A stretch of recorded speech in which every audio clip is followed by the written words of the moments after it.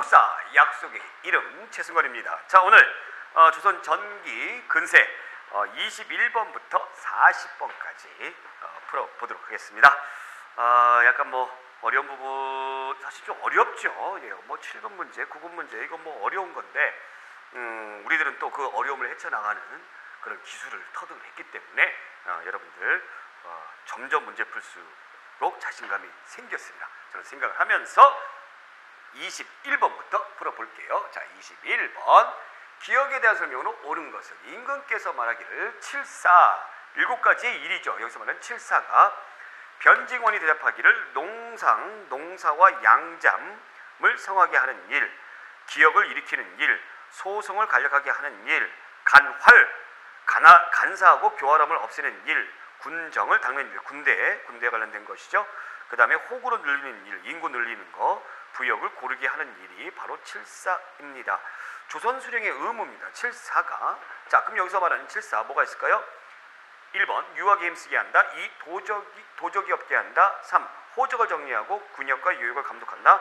4. 중앙의 명령을 전달한다. 다 해야 되는 건데 특히 7가지 일 중에서는 2번, 3번, 4번보다는 1번 유학, 성리학의 나라이기 때문에 유학에 힘쓰게 하는 것입니다. 그래서 칠사인데 이 칠사 가운데서도 가장 중요한 일은 바로 이게 뭡니까? 세금, 부역을 고르게 해가지고 세금을 중앙에 바치는 일이 조선 수령들의 가장 큰 스트레스였다라고 하죠. 정답 1번. 자, 22번. 세종 재위 기간에 있었던 사실만을 고른 것은 이게 7급 문제입니다. 7급. 기억. 왜구의 소굴인 쓰시마섬을 정벌했다. 이거 맞는 얘기죠? 자, 지난 시간도 했지만 이종무를 지켜가지고 했습니다. 자, 니은. 삼포에 대한 조선 정부의 통제가 강화돼 삼포 외란이 일어났다. 이거 중종 때입니다. 중종 때. 잘 알아두세요. 중종 때. 이거 니은 중종 때. 자, 이것 때문에 뭐가 생겨난 거죠? 비변사가 생겨난 것이죠. 비변사. 자, 디귿. 김종서를 함경도 관차사로 임명하여 두만강유역에 육지를 개척했다. 네, 그렇고요.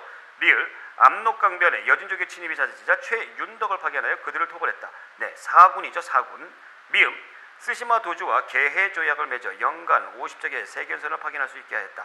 자, 이것이 이제 쓰시마 섬을 정벌하고 나서 이 왜구들이 싹싹 빌어가지고 하게끔 해준 거죠. 자, 그래서 정답은 뭡니까? 기억, 디귿, 리을, 미음. 정답 3번. 자, 23번. 다음 자료 이후에 나타난 사실로 옳은 것은, 자, 대사원 조준이 글을 올려 아라기를 근년에는 토지를 겸병하는 일이 더욱 심해져 간사하고 흉악한 무리의 토지가 주에 걸치고 군을 포괄하며 산천을 경계로 삼을 정도입니다. 일무의 주인이 5, 6명이나 되고 1년에 조세를 받는 횟수가 8차례, 9차례에 이릅니다. 위로는 어분전으로부터, 그러니까 이 뭡니까? 어분전이라는 게 이 어자가 이제 구강이잖아요. 구강. 예, 구강. 어분전으로부터 종실, 공신, 조정, 문무관의 토지, 외역, 진역, 원관의 토지와 백성들이 여러 대 동안에 심은 뽕나무와 지은 집에 이르기까지 모두 빼앗아 차지하니 호소할 곳이 없는 불쌍한 백성들이 사방으로 흩어져 떠돌아다닙니다. 대사한 조준이 이 토지를 이런 간사한 놈들이 많이 가지고 가 있다. 심지어 왕실의 토지까지도 지들이 가지고 있다라는 겁니다. 이런 간사한 무리가 바로 누구예요? 검문세족들을 얘기하는 것이죠. 그래서 이것은 이 과전법 시행의 배경이 될 수 있는 글이 되는 겁니다. 글이 되는 거예요. 1391년 공양왕 때 과전법이 실시가 되었죠. 1. 전시과를 공포하여 전제개혁을 단행했다. 관계없고요. 2. 전제개혁으로 신진사대부들은 심각한 타격을 받았다. 아니죠. 검문세족이죠. 신진사대부에게 주려고 했던 것이니까. 3. 이성계에 반대하는 신하들에게는 토지를 분배하지 않았다. 아유, 왜 분배하지 않았겠어요. 처음에 개국을 하려고 그러면 이 안고 끌고 가야 되는데요. 4. 과전 지급지역은 경기에 한정되었고 지급 대상은 전현직 관리였다. 그렇습니다. 정답 4번이고. 그래서 경기도에 한해서 전현직 관리들에게 과전을 주었습니다. 그런데 전직 관리에게 안 주게 된 것은 바로 언제예요? 세조 때였죠. 현직 관리에게만 줬던 직전법, 그것도 함께 기억해 주시고요. 정답 4번. 자, 24번 문제. 다음과 같은 명을 내린 왕에 대한 설명으로 옳은 것은 명을 내렸습니다. 삼강은 잘 나오네요. 그렇죠? 삼강은 인도의 근본인이 군신 부자 부부의 도리를 먼저 알아야 할 것이다. 이제 내가 유신에게 명하여 고금의 사적을 편집하고 아울러 그림을 붙여 만들어서 이름을 삼강행실이라 하고 인쇄하게 하여 서울과 외방에 널리 펴고전다. 이 그림은 아주 유명한 사람인 안견이 그렸다고 합니다. 자, 어느 왕 때죠? 세종이죠? 자, 1. 압록강과 도만강적의 사군육진. 네, 맞네요. 2번. 훈구 세력을 견제하기 위해 사림을 적극 중용하였다. 이건 성종 때죠. 자, 3번. 국조 오례일을 편찬하여 국가의 예법과 절차를 정하였다. 자, 이러한 어떤 그 문물과 제도를 성종이죠. 4번. 토지 등급을 대부분 하등으로 전하여 전세를 경감하게 주었다. 최고 하등으로 영원히 정해버렸어요. 언제 이후에? 임진왜란 이후에, 그렇죠? 인조 때 영정법을 얘기하는 것이죠. 그래서 정답은 1번. 네. 자, 25번. 다음 자료에 기역에 해당하는 것은 기역. 호조에서 아래기를 기역은 진제와 환상을 위해 설치한 것이고 국고는 군국의 수요에 대비한 것입니다. 최근 몇 년 사이에 여러 번 흉년이 들어 백성의 생활이 오로지 진제와 환상만 바라고 있으니 이 때문에 기역이 넉넉하지 못하므로 부득이 국고로 지급해야 할 구한다는 겁니다. 구율하게 되어 군수가 점차로 없어지게 되니 진실로 염려할 만한 일입니다. 세종실록에 되어 있습니다. 호조에서. 네, 호조에서. 자, 그러니까 어려운 백성들이 이거 흉년되니까 이것만 바라보고 있다라는 거죠. 이것만 바라보고 있다. 네, 진짜와 환상만 바라보고 있다. 네, 구휼해줘야 된다라는 겁니다. 빈민들을 위해서 했던 것이죠. 그러면 흑창. 흑창 뭔가요? 흑창. 흑창은 고려 태조 때의 의창의 전신이죠. 이 의창. 네, 이거 맞는 얘기고. 3. 광학보. 고려시대 때 불교를 위한 재단이죠. 제위보. 고려시대 때의 뭡니까? 비민들을 위한 재단이고요. 자, 그러면 여기서 이제 의창을 조금 우리가 생각을 해봐야 돼요. 이 의창이 9년마다 설치가 됐어요. 9년마다. 9년. 이 군현에는 관리가 파견되잖아요. 그렇죠? 그럼 9년의 다음 단계의 행정구역은 뭐였어요? 뭐 면리통 뭐 그런 거잖아요. 그렇죠? 예? 그래서 각 고을마다는 그 고을마다는 사창을 두었어요. 고을 자체적으로 사창을 두었습니다. 사창을 두었어요. 근데 이 의창이 나중에 뭘로 됩니까? 상평창, 그러니까 물가 조절을 위해서 만들어 주었던 이 상평창으로 통합이 되는 거예요. 이 통합이 되거든요. 통합. 그래서 의창이 했던 일을 상평창이 하게 되더라. 중종 때 통합이 됐다. 그것까지 여러분들이 생각해 주시기 바랍니다. 정답은 2번. 자, 26번. 조선시대 북방정책과 관련된 인물에 대한 설명으로 옳은 것. 1. 최명길. 청나라의 군신관계 요구에 대해 무력항쟁을 주장하였다. 아니죠. 이거 주화파죠. 예. 주화파. 최명길은 주화파. 2. 남이. 기병을 주축으로 하는 별무반을 주축하여 여진과의 싸움에 대비하였다. 이거 윤관이죠. 그럼 남이는 누구예요? 세조 때에 병조판서까지 올라갔던 사람이죠. 아주 젊은 20대 때. 네, 총애를 받았던 사람입니다. 근데 이시의 난을 평정했는데 신하들의 모략으로 인해서 나중에 죽죠. 자, 3번 김종서. 세종의 명으로 도만강유역에 여진족을 몰아내고 육지를 개척했다. 그렇죠. 4번 임경업. 효종을 도와 북보를 계획하고 국방력 강화에 주력하였다. 이 사람은 누구예요? 이완이죠. 이완. 북벌 계획에서가 이완이죠. 그럼 임경업은 누굽니까? 병자호란 때 활약을 했던 장군이죠. 그래서 청나라도 굉장히 무서워했던. 그런데 이 간신이 김자점의 모략으로 인해서 장살당해 죽습니다. 예, 김경업.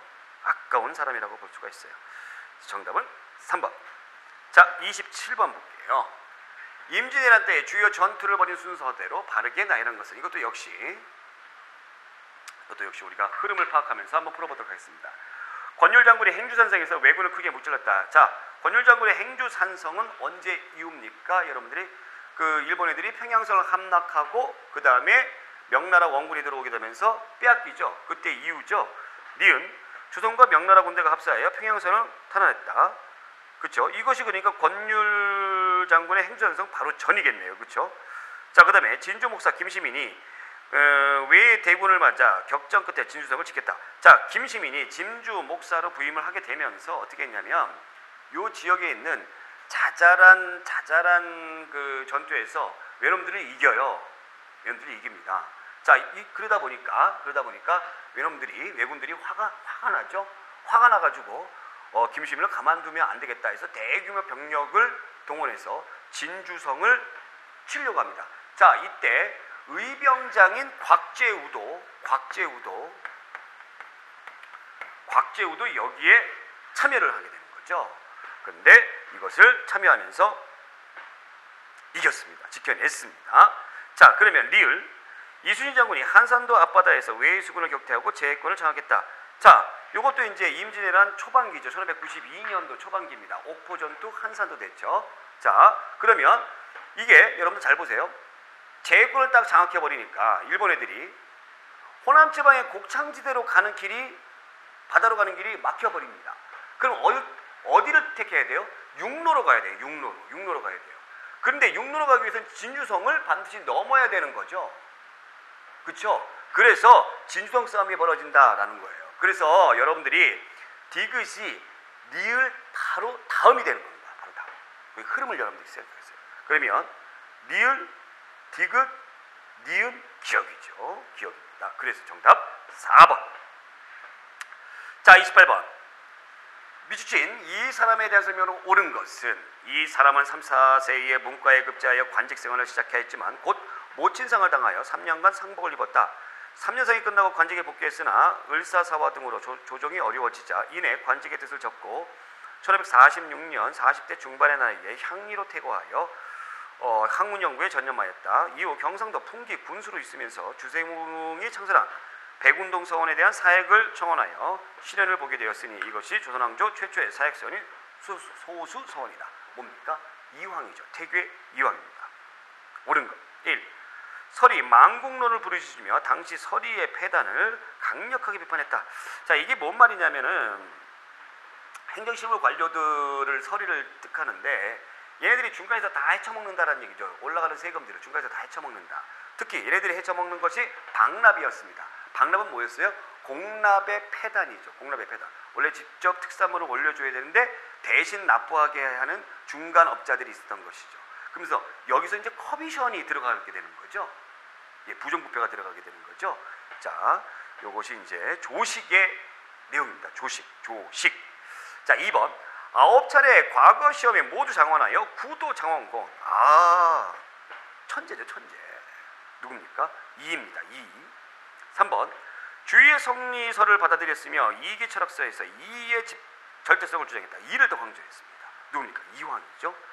자, 4번. 우주 자연은 기로 구성되어 있으며 기는 영원 불멸하면서 생명을 낳는다. 아, 이거 우리가 지난 시간에 풀어봤던 태어설. 누굽니까?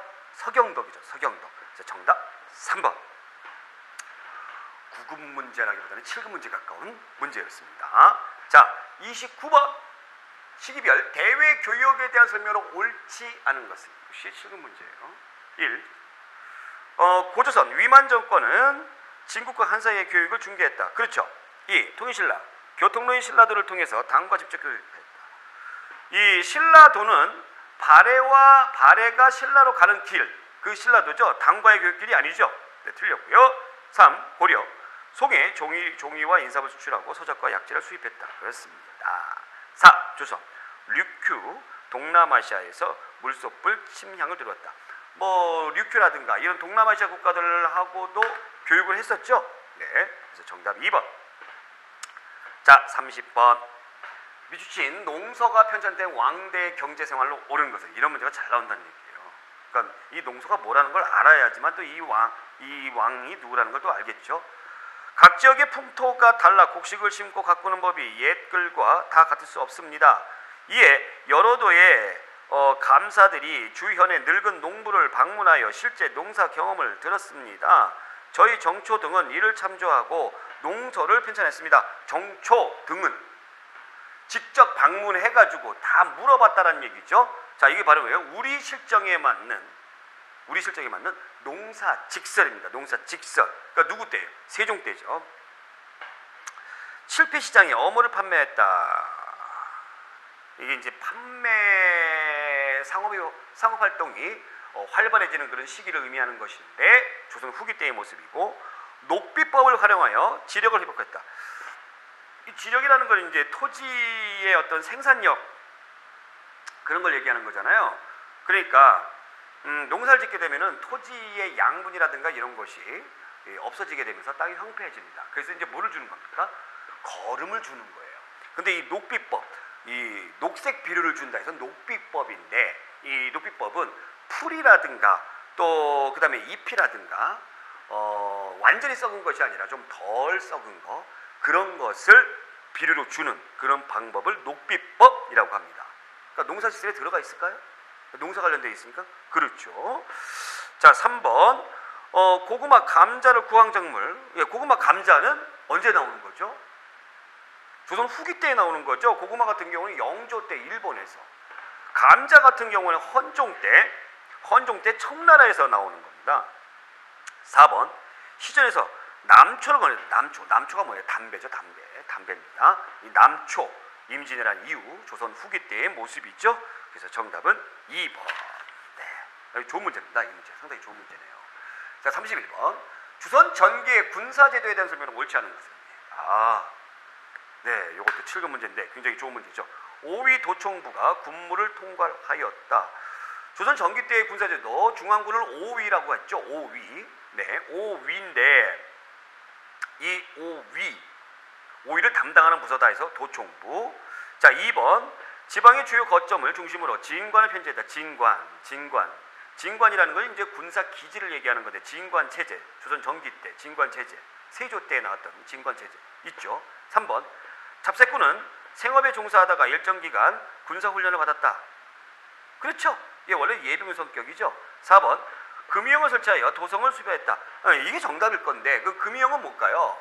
숙종 때 만들어지는 그 중앙군 중의 일종이죠. 그래서 여기서 우리가 기억해 주셔야 되는 거는, 조선 전기 때의 군사제도는 맨 처음에는 중앙군은 이제 5위였고, 지방군은 이제 일반 도의 육군의 성격인 영진군, 그다음에 수군의 성격인 그 수군 절도사가 거느리는 그쪽에 가가지고 이제 근무하는 그런 군대들이 있었죠. 자, 그런데 그렇게 가다가 진관 체제로 변화가 됐습니다. 진관 체제를 딱 두게 되죠. 진관 체제는 진이죠. 이 진을 두는 겁니다. 그 지역에 이제 진을 딱 그 지역에 군사 기지, 그것을 딱 두었던 것이죠. 그런데 이 진관 체제가 어떻게 변화가 되죠? 재승 방략 체제로 변화가 되는 겁니다. 이 재승 방략 체제는 바로 뭐냐면 압도해가지고 압제해가지고 승리를 거둔다라는 뜻이에요. 압제해가지고. 자, 진관 체제는 예를 들면 이거예요. 여기 이제 군이 있어요. 군이 이렇게 있는데 여기에 있는 군에 있는 군수가 이제 수령이잖아요. 이 수령들이 이제 지 동네는 지가 알아서 지키는 거예요. 책임지고. 이게 진관 체제예요. 근데 대규모의 병사가 여기 쳐들어와요. 그럼 여기 있는 군수는 여기를 잘 지켜야 되겠죠. 근데 도와줍니까? 안 도와줍니까? 안 도와줘요. 내 권한은 아니니까. 그래서 대규모 군사가 쳐들어올 때에 얘가 문제가 있어요. 그래서 이제 재승방략으로 가게 되는데, 재승방략은 뭐냐면, 이런 대규모 군사가 쳐들어왔다 그러면 빨리 서울에 알리는 겁니다. 그러면 사령관을 하나를 임명해가지고 여러 동네의 부대들을 모아가지고 얘네들을 대규모 군사를 쳐버리는 것이 이제 재승방략입니다. 이 재승방략이 완전히 깨져버린 것이 바로 임진왜란이에요. 신립 충주의 탕금대 전투. 여기서 신립이 사령관으로 임명돼가지고 군사들을 모아서 쭉 내려오죠. 내려와서 근데 내려가는데 시간도 걸릴 뿐더러, 자, 또 한 가지는 뭐가 있냐면, 여기서 무너지면 완전히 다 무너진다는 얘기입니다. 다 무너져요. 그래서 이제 다시 진관 체제로 복귀가 되는 그런 모습을 보인다라는 거, 제가 이론 강의할 때 말씀을 드렸던 것이고요. 자, 임진왜란 끝나고 나서 이 전반적으로 이제 군대도 개편을 하게 되는데, 이 잡새꾼 예비군들이 더 잘 싸웠죠. 임진왜란 때 의병들의 성격이었기 때문에. 그래서 이 잡새꾼의 성격을 강화했던 그런 지방 부대, 그런 지방부대, 일명 속오군 체제로 지방군은 이제 하게 됐고 편성을 하게 됐고, 중앙군이 문제입니다. 중앙군이 원래 5위에서 5군영 체제로 바뀌게 되는데, 5군영 중에서 최초의 5군영은 훈련도감이에요. 이게 임진왜란 중에 훈련시키는 곳이에요. 훈련시키는 거. 일본 애들이 이 총 쏘는 조총부대 가지고 오니까 이 포수, 사수, 살수를 양성하는 이것이 처음에 임진왜란 중에 생겼어요. 자, 그러다가 인조 반정으로 그 임금이 된 인조 때 어영청이라는 부대를 설치를 하게 됩니다. 아무래도 그 반대파 세력들 그런 것들이 있었기 때문에 어영청이라는 부대를 설치하게 되고요. 그 다음에 인조 때 공신에서 낮은 공신으로 채정돼 가지고 난을 일으킨 사람이 있죠. 이괄이죠. 그래서 이괄의 난을 겪으면서 크게 무서워요. 크게 무섭습니다. 그래서 총융청이라는 부대를 또 만들게 되고, 그 다음에 청나라 그 후금 이 만주족 여진족과의 그런 관계들 때문에 얘네들을 대비하기 위해서 대규모로 그 뭐 광해군 때의 뭐 북한산성이라든가 남한산성이라든가 이런 것들을 수비하잖아요. 딱 하면서 인조 때에 이 남한산성을 주력으로 지키는 부대를 만들어요. 이게 수어청이에요. 수어청이에요. 이 수어청은 그러니까 경기도 광주에 있었기 때문에 이 광주 목사가 직접적으로 다스리게 되는 그런 결과를 나타나게 되고, 그래서 이 수어청 부대가 나중에 갑신정변 때 출동을 하게 됩니다. 수어청. 그래서 그 영화 남한산성에서도 이 수어사 이렇게 하면서 딱 나오죠. 그러다가 이제 금위영. 자, 요것은 이제 숙종 때 만들어지는 중앙군이다. 그래서 어총수금이에요. 어총수금 요 순서. 나머지는 다 인조 때. 잘 정리해 주시기 바랍니다. 그러다가 이제 이 고종 때 1881년도 고종이 들어오게 되면서 군대를 시식으로 바꾸죠. 그래서 5군영 체제를 2군영 체제로 바꾸게 됩니다. 그래서 무어영, 장어영 이런 식으로 2영 체제로 바꾸게 된다라는 거 참고로 알아두시면 되겠습니다. 정답은 4번. 자, 32번. 조선시대 통치 기록에 대한 설명으로 옳지 않은 것은 7급 문제가 많네요. 1. 역대 국왕의 언행을 본보기로 삼기 위해 태종 때부터 국조보감. 이 국조라는 거는 국가의 조상이 되는 건데 태종이 국가 아니죠. 누구부터 했겠어요? 태조부터 했겠죠. 태조부터 했습니다. 태조, 태종, 세종, 문종 4대에 걸쳐서 국조보감 세조 때에 완성이 됐죠. 자, 2번. 춘추관은 관청별 업무 일정 여러 관청에 등록을 모아 시정기를 정기적으로 편찬하였다. 자, 이것이 이제 그 또 하나의 조선왕조실록의 바탕이 되는 것이기도 합니다. 3번. 조선 초기부터 왕실 관련 행사나 국가적인 행사에 관한 기록이나 장면을 모은 의궤를 만들었다. 그렇죠? 의궤가 있었죠. 그래서 뭐 이 의궤가 그림으로도 이렇게 설명이 돼가지고 아주 훌륭한 자료입니다. 4번. 승정원의 주소는 왕과 신하 간의 오고 간 문서와 국왕의 일과를 매일 기록하여 승정원 일기를 작성했다. 그렇습니다. 그래서 정답은 1번. 자, 33번. 가 인물의 업적으로 옳은 것은 가인물. 자, 보겠습니다. 왕세자를 세우는 것은 나라의 근본을 정하는 길이다. 가는 문무의 자질을 겸비하고 뛰어난 덕을 갖추었으며 상왕께서 개국하던 때에 대의를 주장하였다. 또한 형인 과인을 호위하여 큰 공을 세웠으며 이에 누구를 왕세로 삼는다. 내가 형이에요. 나를 갖다가 호위하여 큰 공을 세웠다. 또 상왕이 나라를 세우는 데에 개국하는 데 큰 공을 세웠다. 누굴까? 이방원이죠. 이방원. 태종을 얘기합니다. 1. 사관원을 동시켜 대신을 견제하였다. 이 사관원이 뭉쳐있다 보니까 시끄러워요. 그래서 이 태종은 이방원은 이 왕권을 강화하기 위해서 사관원을 독립시켜버렸어요. 독립시켜버리면서 이 큰 벼슬이 높은 그런 신하들을 견제하는 그런 기구로 따로 두었던 것이죠. 2번 사림을 등용하여 훈구의 독주를 막았다. 성종이죠? 네. 3번 경국대전 편찬. 이것도 역시 성종. 4번 이조 전랑의 삼사관리 추천 관행을 폐지했다. 여러분들 너무나 잘 아는 영조 때입니다. 붕당이 변질이 되면서 영조 때 탕평책의 일환으로 이 이조 전랑의 이러한 권한을 폐지시켜버렸죠. 그래서 정답은 1번. 자, 그 다음에 34번. 조선시대의 토지제도에 대한 설명은 적절하지 않은 것, 틀린 것. 1. 조선 성종 때 시행된 관수강급제는 수조권자의 과대한 수치를 막기 위해 국가의 수조를 대행하는 제도다. 그렇습니다. 땅 안 줍니다. 녹봉 준다라는 거. 2번 조선 명종 때 직정법이 폐지됨에 따라 자영농의 숫자가 급속히 늘어난. 아니죠. 지주전원제. 소장농의 숫자가 늘어나는 거죠. 병작 반수. 예. 3번 과전의 세습 등으로 관료에게 지급할 토지가 부족해지자 현직 관리에게만 토지를 지급하는 직전법. 네, 세조 때의 직전법을 했었고요. 4번 과전법 체제에서는 관료가 사망한 이후 수신전과 출량전이 죽은 관료의 가족에게 지급되기도 하였다. 초창기 때의 모습이죠. 네, 맞습니다. 정답은 2번. 35번 조선시대 과거제도에 대한 설명으로 가장 적절하지 않은 것. 네, 가장 적절하지 않은 것. 문과, 대과의 복시에서는 33명을 뽑았고 이들은 다시 전시를 보았다. 자, 전시라는 거는 국왕이 직접 이렇게 불러다 놓고 시험 보는 겁니다.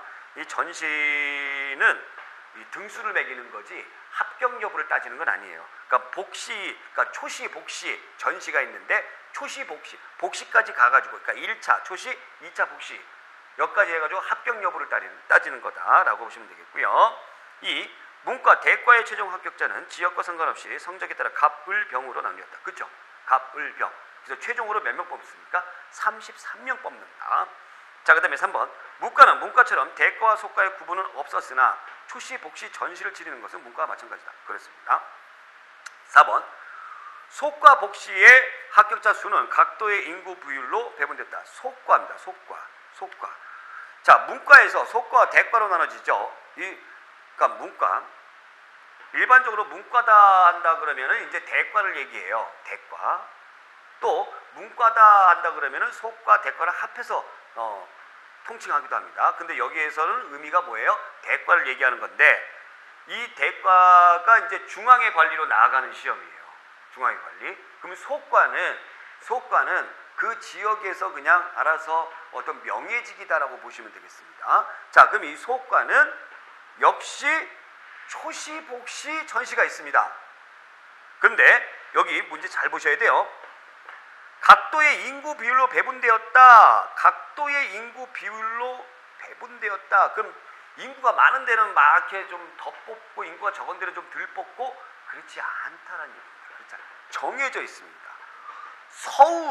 서울이 각각 200여 명이고요. 각각.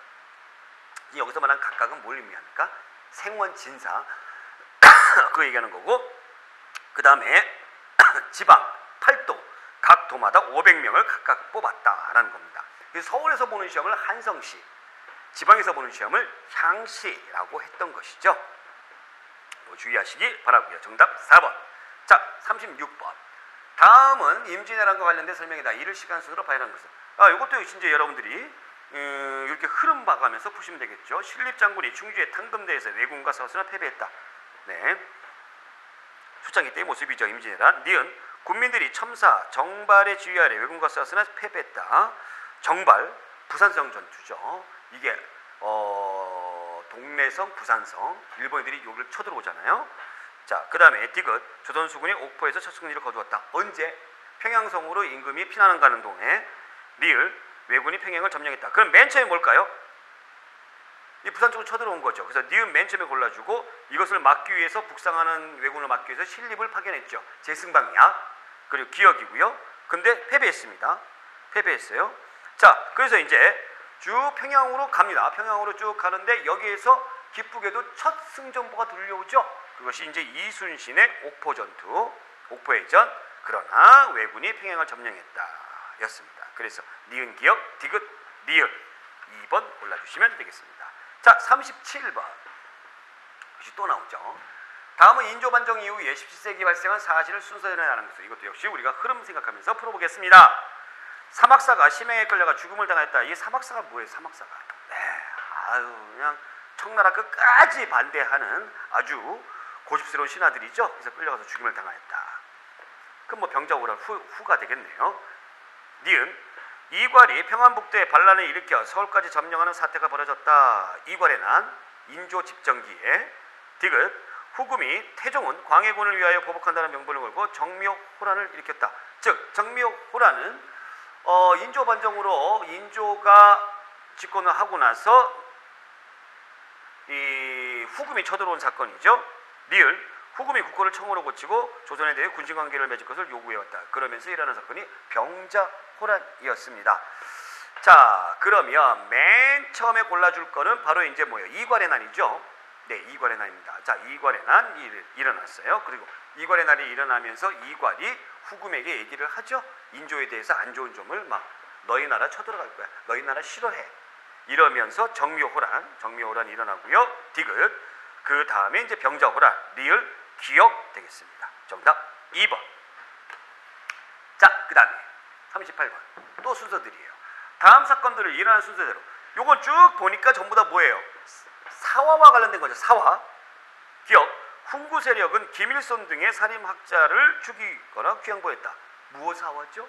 예, 무엇사화. 니은. 연산군은 생모인 윤씨의 패출 사건. 갑자사화. 소윤과 대윤의 왕이 다툼으로 일어난 외척 간의 다툼. 을사사화죠. 을사사화. 리을. 훈구 세력의 모력으로 조광조의 개혁 정치와 관련된 사화입니다. 바로 뭐예요? 김효사화. 어떻게 그러고 있죠? 무갑기을. 그러면 기역, 니은, 리을, 디귿. 정답 2번. 39번. 조선시대 수치체제에 대한 설명을 가장 적절하지 않은 것. 역시 틀린 것 골라라. 거죠. 1. 공법은 토지 결수에 따라 지방의 토산물을 거두는 수치제도다. 공법, 세종 때에 나왔던 전분육 등 염분 구등, 이것을 공법이라고 한다고 그랬습니다. 자, 토산물은 그 지역의 특산물이에요. 특산물을 거둬들이는 거 우리가 뭐라고 불러요? 공납이에요. 공납이죠. 그 공법은 뭐예요? 전세와 관련된 거죠? 토지세. 자, 2번. 전세는 과전법에 있어서 수확량의 10분의 1로 되어 있었으나 세종 때에는 토지 비옥도와 풍용의 정도에 따라 전분육 등 염분 구등으로 실시하여 차등 있게 부과했다. 네, 맞는 얘기고. 3번. 국가는 재정의 토대가 되는 수치체제를 운영하기 위해 토지대장인 양안과 인구대장인 호적을 작성했다. 이는 전세, 역 등을 백성에게 부과하는 근거가 되었다. 네, 그래야죠. 당연히 이렇게 해야죠. 4번. 역에는 교대로 번상해야 되는 군역과 1년에 일정 기간 노동을 해야 되는 요역이 있었다. 예, 그렇죠. 그래서 정답은 1번이었습니다. 자, 40번이 지금 어디로 도망갔나 봐요. 40번을 그냥 제가 하면 되겠죠. 다음 주신 그가 편찬한 서적을 골라라. 넘버 40번. 그는 고려의 과거에 합격하였으며 2세계 문화에서 수학하였다. 2세계 그는 제자입니다. 제자. 2세계 제자였다. 조선왕조 창건 후에 이른바 표전문제 수습을 위해 사신으로 명예당한다. 표전문제.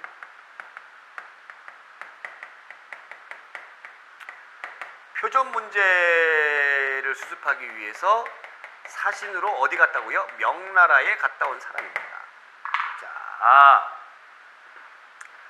2세계 제자로 유명했던 사람이 이제 우리가 지난번에 배웠던 뭐 정몽주, 정도전, 그 다음에 권근 이런 사람이죠.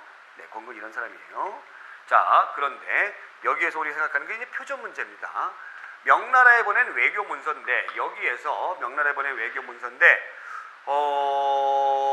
조선을 굉장히 이 대등하게 명과 대등하게 묘사를 해버렸어요. 그러니까 명나라는 황제국이기 때문에 상국이기 때문에 굉장히 화가 나는 거죠. 그래서 이것을 쓴 사람이 누구냐 그랬더니 정도전이다 라는 겁니다. 정도전. 이놈을 데려와라. 조사를 해야 되겠다. 이놈을 데려와라. 이렇게 했습니다. 명나라 황제가 데려와라. 딱 그랬는데 당시 이성계가 정도전은 굉장히 이뻐하죠. 이 사람 가버리면 어떻게 해요? 큰일 나죠. 조선의 브레인인데 탑 브레인인데 정도전은 안 보내요. 가면 죽으니까.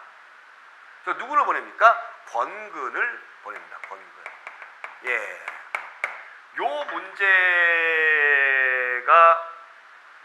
나왔을 때에 많은 사람들이 정도전으로, 문제를 끝까지 안 읽고 정도전으로 생각해서 틀린 사람들이 많았을 거예요. 자, 그러면 권근이 지은 거, 동국여지승남 성종 때 지은 거죠. 성종 때. 예. 그러니까 성종 때니까 이거 골라주시면 안 되겠죠. 노사진이 지은 거고요. 상강이실도 세종 때, 조선 경북전 정도전이죠. 이걸 정답으로 고른 사람들이 많았다는 거죠. 동국사략, 이것이 이제 권근의 역사책입니다. 고조선부터 고려 말까지의 권근, 이런 문제 끝까지 문제 읽어보시면서 실수를 하시면 안 된다라는 겁니다. 신중하게 풀어주시기 바라고요. 자, 오늘 여기까지 하고요. 다음 시간에 41번부터 또 20문제 풀도록 하겠습니다.